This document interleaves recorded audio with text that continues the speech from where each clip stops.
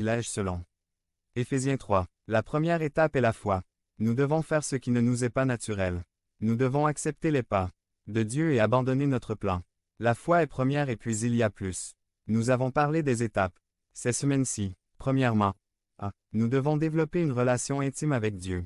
Nous ne comprenons jamais les étapes de Dieu si nous ne le connaissons pas à travers notre étude et notre prière quotidienne. Est-ce que tu fais ça? La seule façon pour vous de comprendre la nouvelle vie que vous avez est de franchir cette étape et vous comprendrez. Alors, comment vous êtes cohéritier et destinataire de la promesse? B. Nous devons dépendre les uns des autres pour développer l'appel à la perfection. Je vous dis ce matin que vous n'avancerez jamais avec Dieu si vous vous isolez. Dieu nous a donné le corps du Christ pour que nous puissions grandir spirituellement. Utilisez-vous vos frères. Avez-vous trouvé une ou plusieurs personnes en qui vous pouvez avoir confiance et ensuite surmonter le péché de votre vie? La seule façon d'être membre et de bénéficier des privilèges de l'adhésion est de suivre le plan de Dieu. C'est, enfin, appliquez-vous les 2 premières étapes et expérimentez-vous ensuite la puissance de Dieu dans votre vie. Nous ne connaîtrons jamais le plein potentiel de la puissance de Dieu dans nos vies tant que nous ne pourrons pas le suivre de notre cœur selon le plan qu'il a établi au préalable. La seule façon de participer à la puissance de Dieu est de se soumettre à ses voies. Si vous êtes ici ce matin et que vous n'avez pas appliqué les étapes, s'il vous plaît, faites-le mon frère.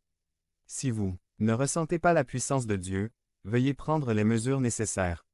Maintenant, inclinez la tête et fermez les yeux. Si vous êtes ici ce matin et que vous voulez expérimenter la puissance de Dieu. Si vous voulez être destinataire, si vous voulez être membre, si vous voulez être participant, si vous allez me donner la permission de vous poursuivre afin que je puisse vous appeler, je peux vous trouver et je peux vérifier à vous de voir comment vous suivez ces étapes. Si vous voulez atteindre votre potentiel maximum ce matin, vous réalisez que je vais devenir membre de la chaîne et nous aider à propager la parole de Dieu dans le monde. Dimanche 17 mars 2024, P6. Soyez plus impliqués dans votre vie si vous répondez positivement. Levez la main pour que je sache qui veut faire ça. Paul, nous prions. Devenez membre de la chaîne et aidez-nous à propager la parole de Dieu dans le monde entier. Dimanche 17 mars 2024. P7. Cela ne se mesure pas par le tomano. Résumé. Être petit et faible ne veut pas dire qu'on est fini. Parfois, c'est L'.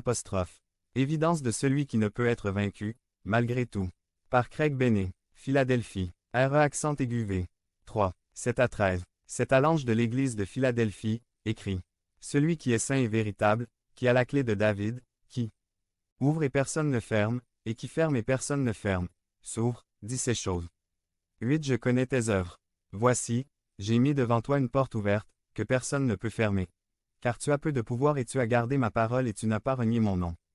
9. Voici, je te donnerai quelques-uns de la synagogue de Satan, de ceux qui se disent juifs et ne le sont pas, mais qui mentent. Voici, je les ferai venir et se prosterner devant vos pieds, et ils sauront que je vous ai aimé. 10. Parce que tu as gardé la parole de ma patience, je te garderai aussi à l'heure de l'épreuve qui vient. Sur toute la terre habitée, pour éprouver les habitants de la terre. 11. Je viens bientôt. Conservez ce que vous avez pour que personne ne prenne votre couronne. 12. Celui qui vaincra, je ferai de lui une colonne dans le temple de mon Dieu, et il n'en sortira plus jamais. Et j'y écrirai le nom de mon Dieu, et le nom de la ville de mon Dieu, la nouvelle Jérusalem qui descend du ciel. Envoyé par mon Dieu, et mon nouveau nom. 13. Celui qui a une oreille, qu'il entende ce que l'Esprit dit aux églises. Intro. Un homme a accepté l'invitation à assister à un service au ranch. Il ne savait pas de quel genre d'église il s'agissait. Le temple était rempli et il a été laissé dans la partie centrale du bâtiment. Soudain, le curé a commencé à sortir des sacs avec des serpents et à les passer aux assistants. Le visiteur a regardé partout, cherchant une sortie. Il n'a vu qu'une porte d'entrée qui se trouvait derrière le bâtiment. Cher. Il dit de son côté, où est la porte arrière?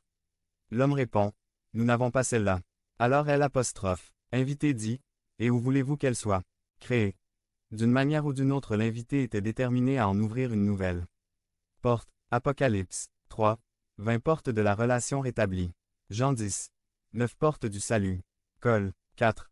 3 portes de l'opportunité ministère, service. Philadelphie, la ville. À l'ouest de Rome, une terre fertile avec de nombreux raisins.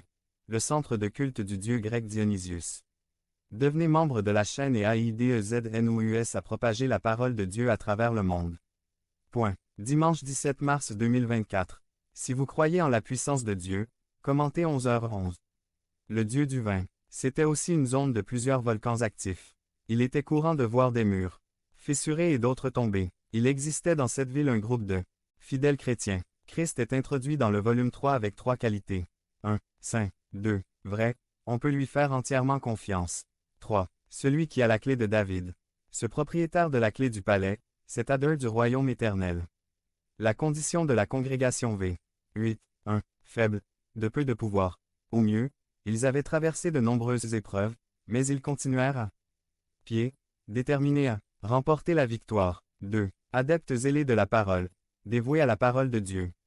Des étudiants fervents. Sa vie était la parole et la parole était sa vie. 3. Fidèles et fermes. Malgré l'opposition et la résistance, ils ont confessé que Christ était et est leur sauveur. Et, Seigneur, la porte ouverte est une porte d'opportunité. Le Christ lui-même empêche la porte de se fermer. C'est comme le vendeur qui met le pied dans sa maison pour vous persuader que vous devriez acheter son produit. Un homme priait chaque matin pour que Dieu lui donne un signe pour évangéliser quelqu'un.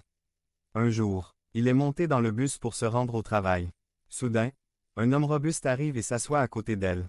Le camion n'a personne d'autre. Presque arrivé à destination, l'homme robuste se met à pleurer et dit à l'autre homme que je suis perdu, que j'ai besoin d'être sauvé.